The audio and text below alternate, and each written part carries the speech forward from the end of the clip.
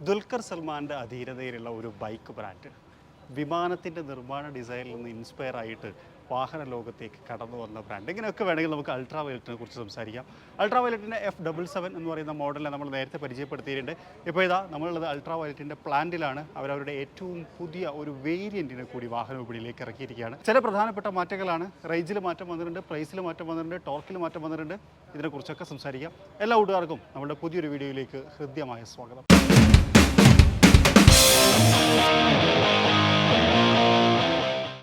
അപ്പോൾ ഇതാണ് F77 Mac 2 എന്ന് പറയുന്ന മോഡൽ. പ്രധാനപ്പെട്ട വ്യത്യാസങ്ങളൊക്കെ ഉണ്ട്, അതിനെക്കുറിച്ചൊക്കെ ഞാൻ പറയാം. പക്ഷേ അതിന് മുമ്പ് നമുക്ക് ഈ ഒരു ഡിസൈനിനെ കുറിച്ച് സംസാരിക്കാതെ പറ്റില്ല എന്നുള്ളതാണ്.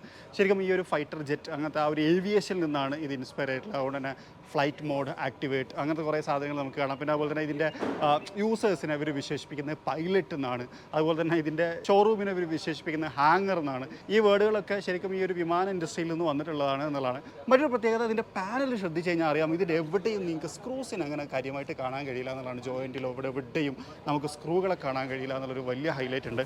അതും ഈ ഒരു മോഡലിൻ്റെ നിർമ്മാണ മികവിൻ്റെ ഹൈലൈറ്റ് ആണ് എന്നുള്ളതാണ്. ഒരു മനോഹരമായിട്ടുള്ള കളറും കാര്യങ്ങളൊക്കെ കാണാം. അതുപോലെ തന്നെ ഹെഡ് ലാമ്പ് യൂണിറ്റ് LED ആണ് വന്നിട്ടുള്ളത്. ഇൻഡിക്കേറ്റർ ഇവിടെ കാണാം. ശരിക്കും ഒരു ബുൾ ലുക്കൊക്കെ പെട്ടെന്ന് കിട്ടുന്നുണ്ടല്ലേ. വീലുകൾ അതിനകത്തൊരു യെല്ലോ ഷെയ്ഡ് കൊടുത്തിട്ടുണ്ട്. ബ്രേക്ക് അതുപോലെ തന്നെ ഡ്യുവൽ ചാനൽ ABS ഉള്ള ഒരു സൂപ്പർ ബൈക്ക് കൂടിയാണ് ഇതെന്ന് വേണമെങ്കിൽ പറയാം. ഫുള്ളി ഇലക്ട്രിക് ആണ്. നേരത്തെ ഉണ്ടായിരുന്ന മോഡൽ 307 കിലോമീറ്ററാണ് റേഞ്ച് ഉണ്ടായിരുന്നത്. ഇത് വന്നിട്ടുള്ളത് 323 കിലോമീറ്ററാണ് ഒറ്റ ചാർജിൽ റേഞ്ച് കിട്ടുക എന്നുള്ളതാണ്. UV എന്ന് പറയുന്നൊരു ബാഡ്ജിങ് യെല്ലോ ഷെയ്ഡ്. ഈ കളർ നല്ല രസമുണ്ടല്ലേ. അതുപോലെ ഇത് ശരിക്കും പറഞ്ഞു കഴിഞ്ഞാൽ വീണ് കഴിഞ്ഞാൽ തടഞ്ഞു നിർത്തും. എയറോഡൈനാമിസത്തിൻ്റെ ഭാഗം എന്നൊക്കെ നമുക്ക് വിശേഷിപ്പിക്കാവുന്ന തരത്തിലാണ്.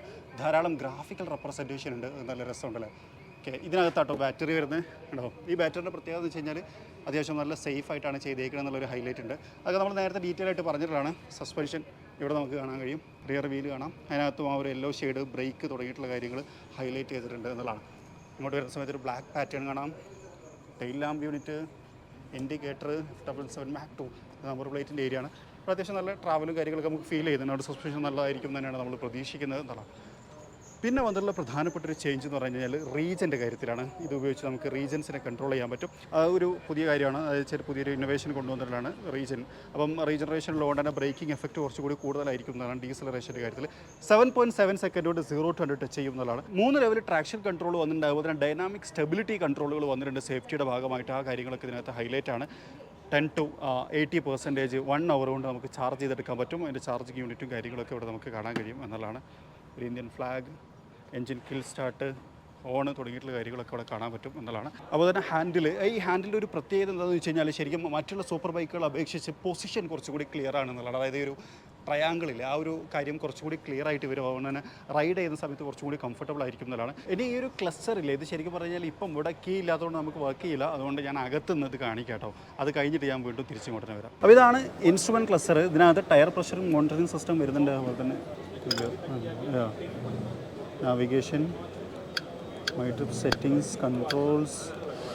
ഓക്കെ, എനിക്കൊന്ന് റൈഡ് ചെയ്യുന്ന സമയത്തായിരിക്കും ഇത് കാണിക്കുന്നില്ല. ട്രിപ്പ് 1, ട്രിപ്പ് 2 ഒക്കെ കാണിക്കുന്നുണ്ട്. ഒരു സൗണ്ടൊക്കെ വരുന്നുണ്ട്.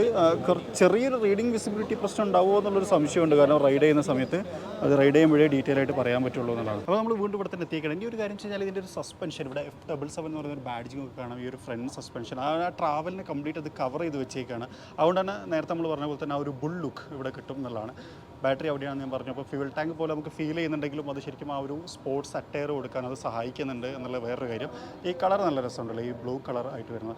മറ്റൊരു കാര്യം, ഇതിനകത്ത് 8 ലക്ഷം കിലോമീറ്ററാണ് ഈ വാഹനത്തിൻ്റെ വാറണ്ടി എന്നുള്ളതും ശ്രദ്ധേയമായിട്ടുള്ളൊരു കാര്യമാണ്. അതും ഇവർ പുതുതായിട്ട് കൊണ്ടുവന്നിട്ടുള്ളൊരു കാര്യമായിട്ട് എനിക്ക് തോന്നി. അതുപോലെ സീറ്റ്, പിന്നൻ സീറ്റും ഇവിടെ കാണാം. അതുപോലെ തന്നെ ഡ്രൈവർ സീറ്റും കാര്യങ്ങളൊക്കെ കാണാം. നേരത്തെ ഞാൻ പറഞ്ഞ പോലെ തന്നെ ആ ഒരു ട്രയാങ്കിൾ, അതായത് ഒരാളിരിക്കുന്ന സമയത്തുള്ള ആ ഒരു ട്രയാങ്കിൾ പ്രോപ്പറാക്കാൻ അത് സഹായിക്കുന്നു എന്നുള്ളത് വലിയൊരു കാര്യമായിട്ട് എനിക്ക് തോന്നി. മൊത്തത്തിൽ ഫിറ്റ് ആൻഡ് ഫിനിഷ് അടിപൊളിയാണ് കേട്ടോ. നമ്മൾ കാണുന്ന സമയത്താണെങ്കിലും അത് ഫീൽ ചെയ്യുന്ന സമയത്താണെങ്കിലും ഡ്രൈവ് പൊസിഷൻ്റെ കാര്യം പറയുകയാണെന്നുണ്ടെങ്കിലും ഒക്കെ.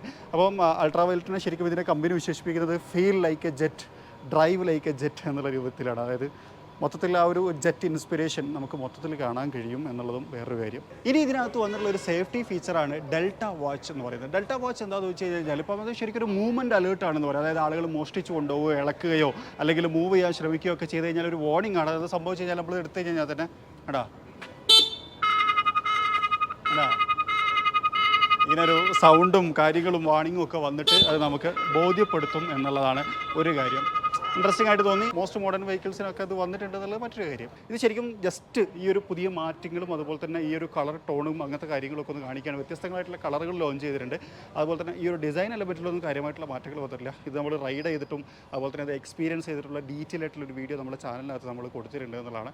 അത് കാണാത്ത ആൾക്കാരെ ഒന്ന് കണ്ടു നോക്കുക. ഇത് വന്നിട്ടുള്ള പ്രധാനപ്പെട്ട ഒരു മാറ്റം എന്തൊക്കെയാണെന്നുള്ളത് ജസ്റ്റ് ഒന്ന് എക്സ്പ്ലെയിൻ ചെയ്യുകയാണ്. അതായത് മാക് 2 എന്ന് പറയുന്ന പുതിയ വേരിയൻറ്റ് വന്നപ്പം എന്തൊക്കെ ചേഞ്ചസ് ഉണ്ട് എന്നുള്ളതാണ്. ഇനി പ്രൈസിൻ്റെ കാര്യമാണ്. 2,99,000 രൂപയാണ് ഇതിൻ്റെ എക്സ് ഷോറൂം പ്രൈസ് വരുന്നത്. അത് ഇൻട്രൊഡക്ടറി പ്രൈസാണ്. ആദ്യം ബുക്ക് ചെയ്യുന്ന 1000 ആൾക്കാർക്കായിരിക്കും അത് കിട്ടുക എന്നുള്ളതാണ്. അപ്പോൾ ഇതാണ് ഏറ്റവും പുതിയ അൾട്രാ വയലറ്റ് മാക് 2 എന്ന് പറയുന്ന മോഡൽ. അതിനകത്ത് വന്നിട്ടുള്ള പുതിയ ഫീച്ചറുകൾ, അതിനകത്ത് വന്നിട്ടുള്ള മാറ്റങ്ങൾ, റേഞ്ച്, അതുപോലെ തന്നെ പ്രൈസ് തുടങ്ങിയിട്ടുള്ള കാര്യങ്ങളാണ് സംസാരിച്ചത്. ഇഷ്ടപ്പെട്ടെന്ന് ഞാൻ വിചാരിക്കുന്നു. ഇഷ്ടപ്പെട്ടെങ്കിൽ ലൈക്ക് ചെയ്യാൻ മറക്കരുത്. ചാനൽ ആദ്യമായിട്ട് കാണുന്ന സുഹൃത്തുക്കളുണ്ട്, നിങ്ങൾ ഫോളോ ചെയ്യാൻ മറക്കരുത്. അപ്പോൾ മറ്റൊരു വീഡിയോയിൽ മറ്റൊരു വിശേഷമായിട്ട് കാണാം. അതുവരെ ചെറിയൊരു ബ്രേക്ക്.